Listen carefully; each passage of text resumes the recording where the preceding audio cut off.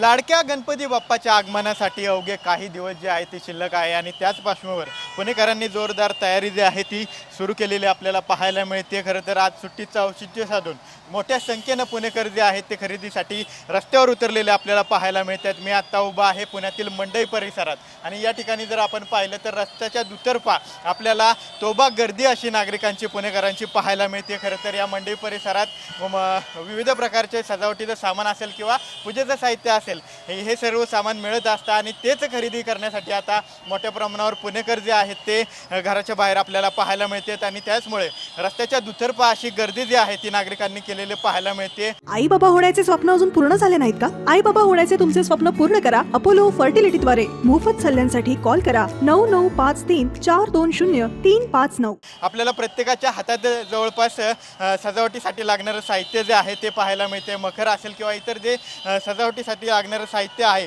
ते पुणेकर या ठिकाणाहून खरेदी करतायत आणि आपल्या लाडक्या बाप्पासाठी ते आपल्या घरी घेऊन जात आहेत। घरगुती गणपतीच्या सजावटीचं सामान घेण्यासाठी सर्व पुणेकर या ठिकाणी आपल्याला बाहेर पडलेले पाहायला मिळतात। तर दुसरीकडे या गर्दीचा परिणाम जो आहे तो वाहतुकीवरतीही झालेला आपल्याला पाहायला मिळतोय। मी तुम्हाला दाखवतो की हा पुण्यातील शिवाजी रस्ता आहे आणि ह्या शिवाजी रस्त्यावर या गर्दीमुळे मोठ्या प्रमाणावर ट्रॅफिक जे आहे ते लागलेलं पाहायला मिळतंय।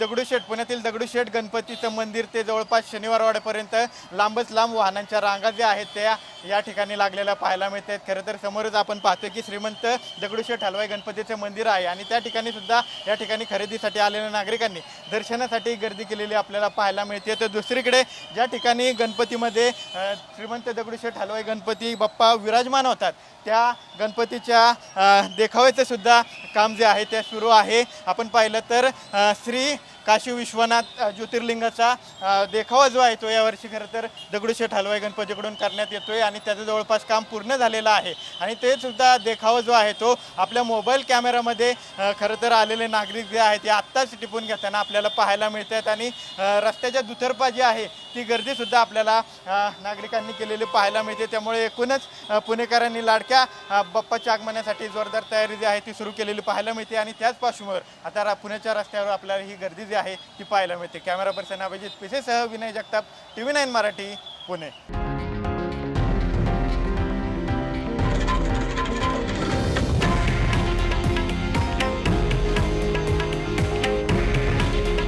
हे आहे देशातील नंबर 1 न्यूज नेटवर्क आणि आपण पाहत आहात TV9 मराठी।